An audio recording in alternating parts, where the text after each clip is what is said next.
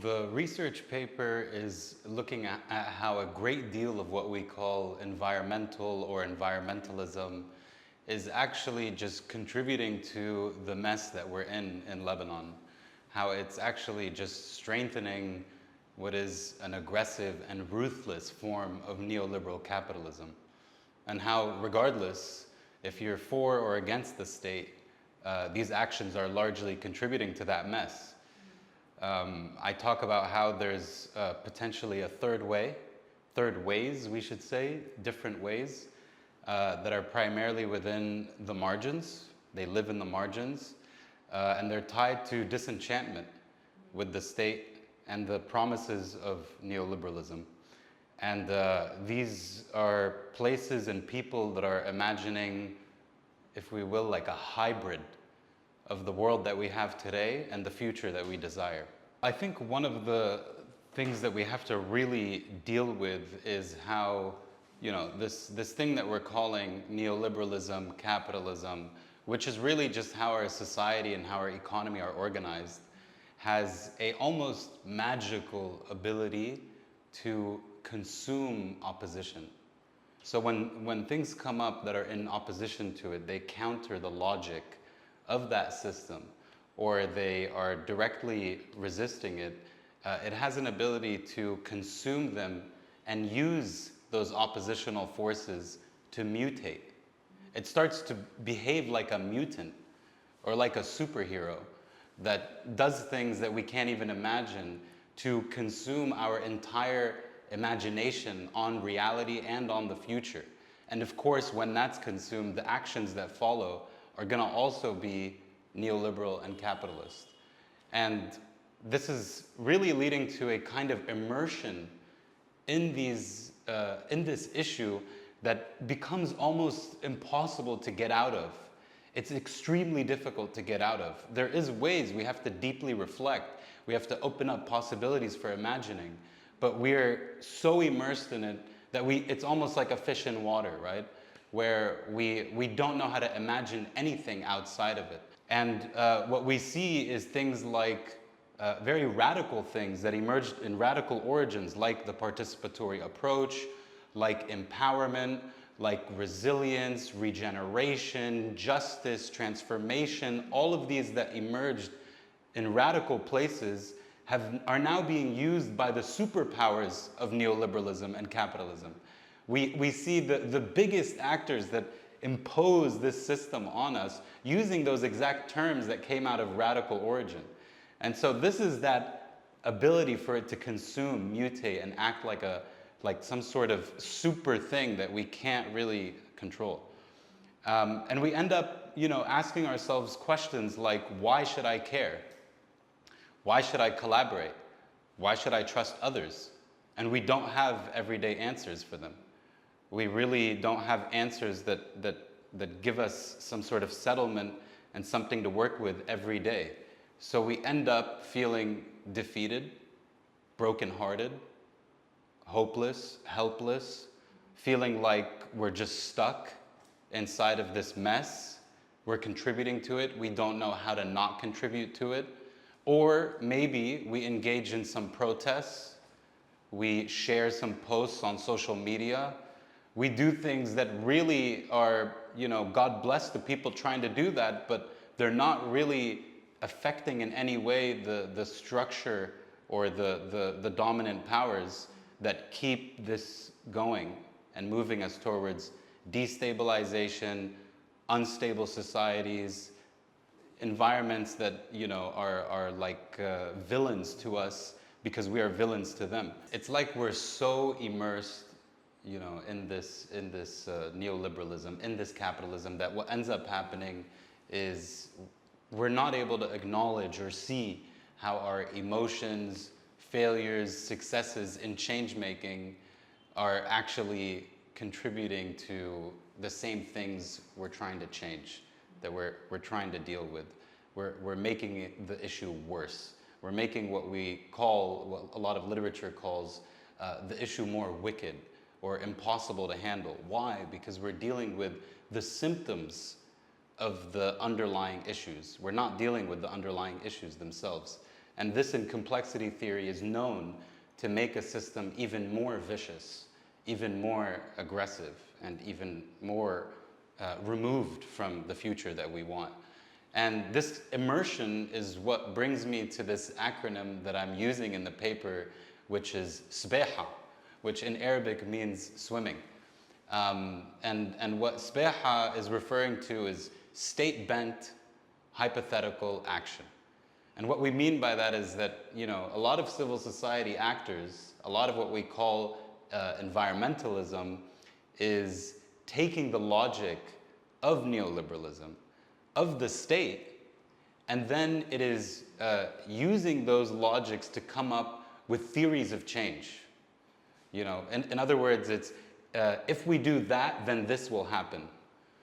And this is based in linear causality. In other words, you know, just if-then kinds of things. These are the basis of theories of change.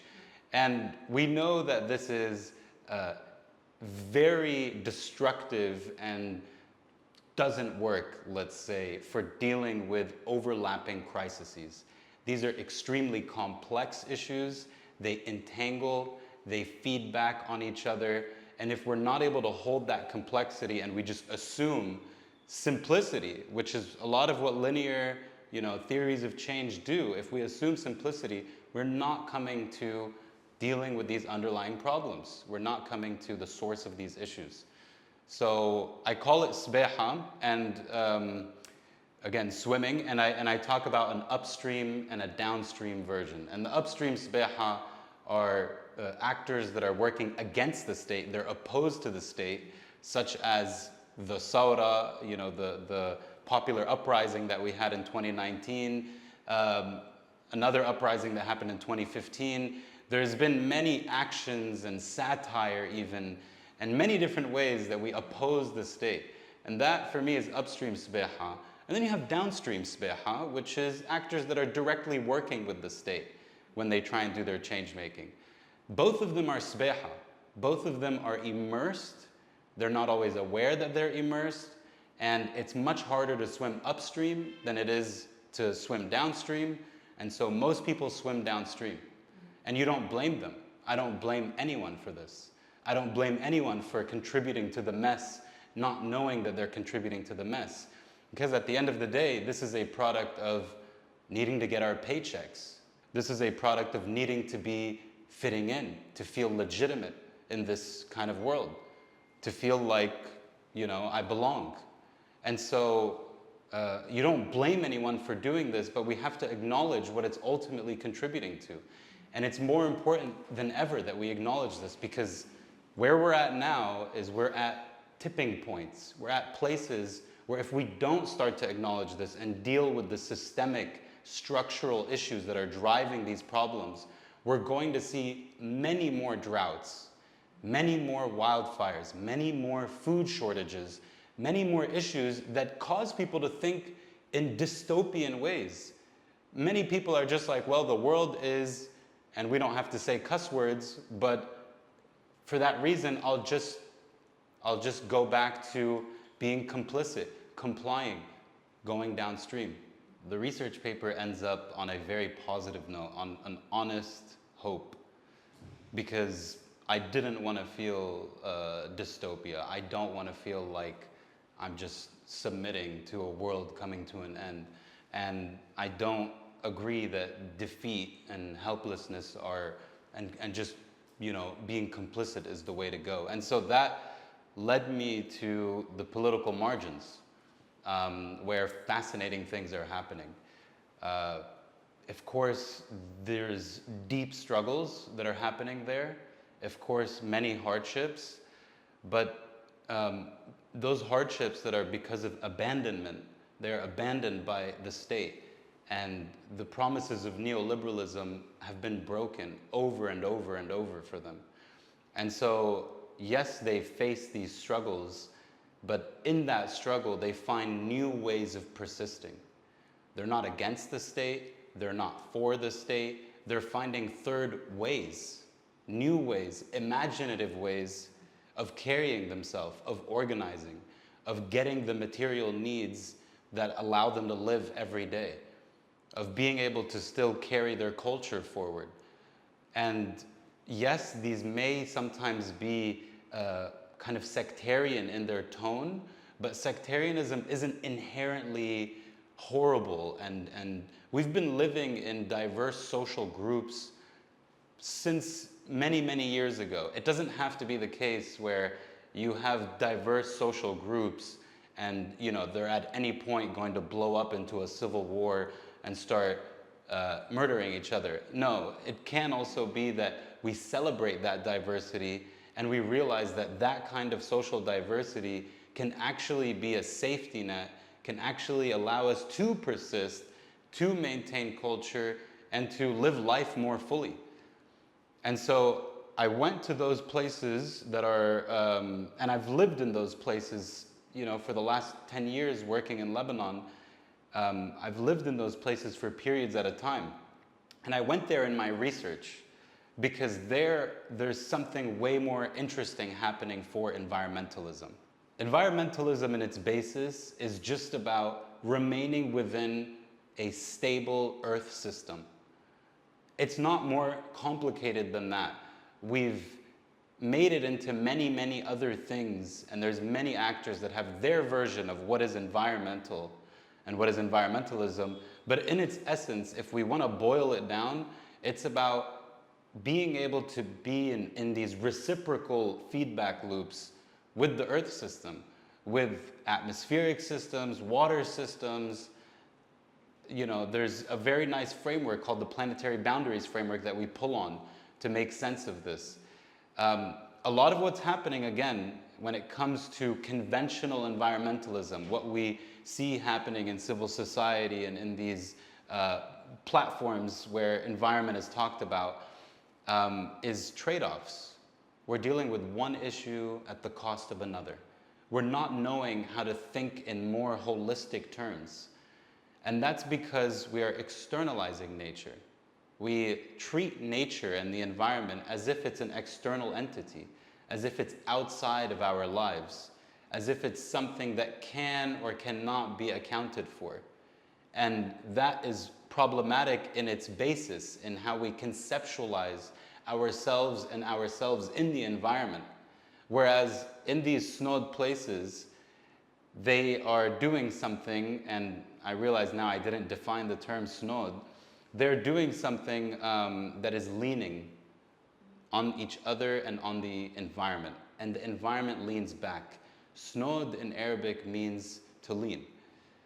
So I found it as a very powerful acronym to demonstrate this mutual leaning that goes on that really enables the persistence of everything that's there. Not just the people, but also the environment. And yeah, I thought this was a very good way to encapsulate what's happening there. These places and these people that are living and operating in third ways, that are not for the state and they're not against the state. They're not for neoliberalism or against neoliberalism. They're living out a hybrid form that is between the world that we have today and the world that we desire. They are very imaginative in how they conceive of the future and what they're doing right now. And so this comes out of their persistence. This comes out of just being able to secure the material needs and their cultural needs. And in the paper, what I refer to as SNOD is social non-movements organizing with disenchantment. It's a very long title, but I wanted to encapsulate the many, many different things that we're seeing in these places. And what snod means in Arabic is to lean. And I thought that this, from that very long title that is Social Non-Movements Organizing with Disenchantment, to encapsulate it into a lean, I thought was a very good way to talk about this. What they're doing is they're leaning on each other. And they're also leaning on the environment, the ecosystem that they live in. And the ecosystem is leaning back on them. And this is a very real material leaning. This is not based off of ideology. They don't have these kinds of leftist or I'm right or I'm communist or socialist or capitalist or any of that. They're just trying to persist, and in persisting, there's these imaginaries that are coming up. There's material needs that are being met, and they're not being displaced, and they're able to hold their ground. And that's amazing for the era that we're living in, where displacement and, again, just either being dystopian or either just going with the flow are your only options. They're finding third options. And I think that we need to really be giving them more attention and seeing how these things play out. I don't want to devalue what we classically think of as environmental action or environmentalism. There's definitely been successes especially from opposing the state. There is some from also even working with the state, but some of the main successes have been, perhaps Bisri, the dam that got shut down. There's different reasons. People argue different things about why that dam got shut down, but we definitely know that activism played a huge role in that. Dali, also Harsh Beirut. There's some really good successes that have definitely come out, but those successes are not able to keep up with the pace of destruction. The disassociation and destruction that's going on in what keeps society together and what keeps the environment stable is so fast and accelerating and wide sweeping across different sectors and different ways of living and what we call life. We have to reimagine our whole approach to this. We can't just keep putting out these small wins or wins here and there. There needs to be something more fundamental that changes. So like we hinted at earlier, this period that we're going through now is forecasted to become more frequent, right? Like we're in a drought now, and it's really only been a small drought period, and already we're having massive issues in our water delivery systems. So what if we have a 5-year drought? We can't even imagine what that would do to our economy, to our social systems. So drought, wildfires, these things are all intensifying. And like I said, we're not able to keep up with the level of destruction and the disassociation that we have with the drivers of that and what transformation demands. And so, what's happening, kind of a tangible case of this snod that's going on, I'd like to, talk about rainwater catchment systems, especially for agriculture, that are happening in Danniye, in Akkar, places that I've done work in before this research project as well. And these are very basic, kind of simple rainwater catchment systems that actually have been advancing with lessons from state failure. So actually what happened here in Danniye in particular, there was a dam that was built in that area that never got built to completion. It was a failed project. We have many across the country. We know it very well, not just dams, wastewater, many other wastewater treatment plants, many other facilities that have failed us. And what they did is they went up and they actually saw what they were doing, and they saw that there was a liner that has at least been put in this in this dam. And they took that as a great idea to increase how much water their rainwater catchment ponds can hold. So they started putting a liner as well, whereas in the, more traditionally, they used to just use clay and things like that to keep water from infiltrating. But now they're using this thick type of plastic, and we think, oh, plastic, horrible. If you look at these bigger pictures and the implications, plastic is not inherently bad. It's how we use it. It's the single use. These plastic sheets can last years because they're thick and they take really good care of them. Not because of anything besides they're expensive. And so this allows them to collect rainwater, and it gives them not just one agricultural season, but 2. And this is the backbone of of their life in these communities that we worked with in the Hruf of Daniye. And also you're seeing this in Akkad. And also you're seeing this across the mountains of Lebanon, where people are now learning how to do rainwater catchment. The project in Akkad, which is more of a community effort, where some small actions that we can consider, you know, the first emergence of a snod kind of thing happening, turned into a much wider action, and that attracted the attention of some civil society, some more, you know, big organizations that can give them funding and give them support. And then what happened is this rainwater catchment system spread across many other farmers. And it's one that really makes use of the land and really allows them to know how to build them themselves. So not only do they have this material system, they have the know-how to repeat it. And the NGO that was supporting them let them manage the finances. They let these grassroots actors decide how the money is going to be used and where it's going to be spent. They made a very deep level of trust with these people in order to be able to do that. And this is, you know, what it's about. It's about finding ways of imagining together and making trust.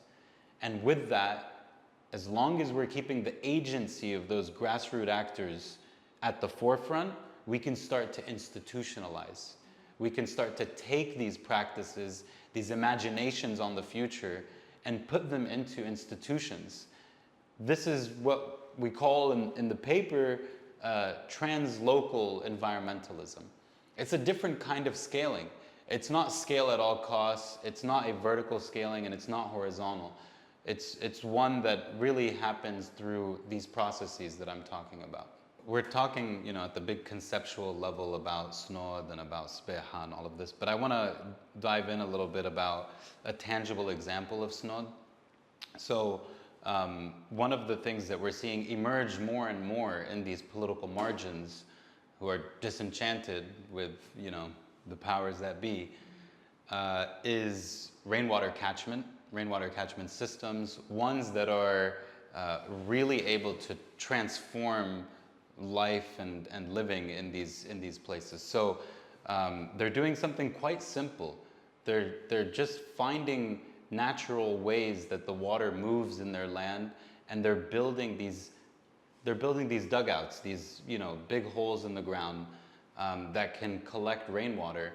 And actually, in the case of Daniye, one of the communities in Daniye that I worked with for a while, even before this research project, they took inspiration from a failed government project to build a dam, where the government got as far, at least, as putting a membrane to keep water from going into the ground. And so they visited this site, which never got completed, like many other projects that don't get completed in the country, and they got inspired by the liner that they had there. And so they took that idea and they used it in their lands, and they were able to collect even more rainwater. It's a plastic liner. It lasts years. You know, it's not a single-use liner, and that's great. And it now gives them, instead of one agricultural season, 2. And that's pretty much a doubling in the amount of money that a household can make. It keeps them from getting displaced. It keeps them able to practice their culture in their ancestral lands, and that's extremely important. And we're seeing that in Daniye. There's also a case in the paper from Akkad. We're seeing this across Lebanon's mountains, and it's one of the most interesting things that we can do right now in the face of increasing drought. It's not a solution, like just a solution for the whole problem, but it's one of the things that we add to our portfolio of solutions. And that's how we create this thing that we talk about, resilience. It's through diversity in our solutions. And this one has a lot of potential, and we're seeing it naturally grow. It doesn't need funders. It doesn't need the government to come in and help. It doesn't really need anyone. It's growing naturally. Just like solar panels boomed across the country, rainwater catchment is booming also again. And these are things that we've done historically. These are things that we've been doing for thousands of years. Not the solar, but the rainwater catchment. And that's very, very important because this is the leaning that I was talking about with the environment. So in making these ponds, not only are we doubling our agricultural season, we're also making biodiversity hotspots. We're actually supporting some of the ecosystem processes that are going on in those areas. This is how the environment ends up relying on us. And actually, when we don't do these things, when we don't collect water in the environment, open water in the environment, when we don't terrace the land, biodiversity and ecosystem quality goes down. This is the leaning that we're talking about, and this is why I think it's very interesting to think about it as this mutual lean. So not only for droughts, but also those can be used for wildfires, and there is cases of them being used for wildfires. And now as we approach the wildfire season, you know, we'll see how these systems are proving their value yet again. I think supporting these kinds of SNOD actors starts with the organization itself. It's before you even get down to the community, down to anybody who's politically marginalized or marginalized in other ways. It starts with the organization.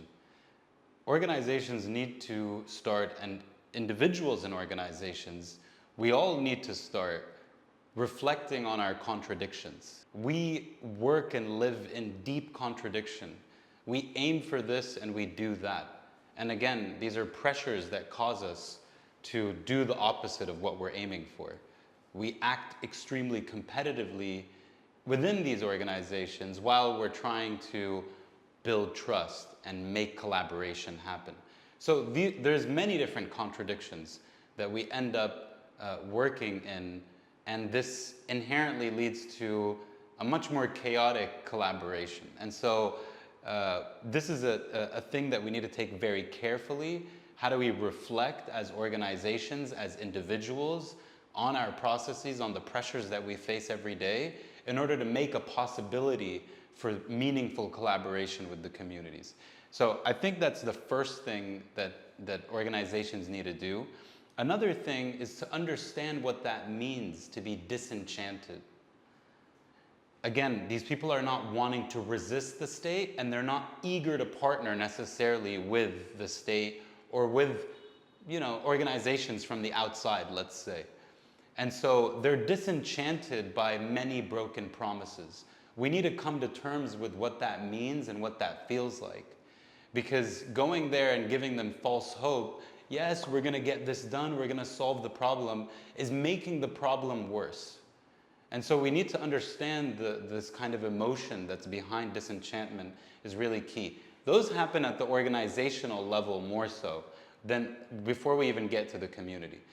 Then, when we've reached that and we want to get to the community, the first thing is about celebrating diversity. Diversity in practices and imagination that are allowing these communities to persist. We come to them as if we have solutions, and they treat us like we have solutions.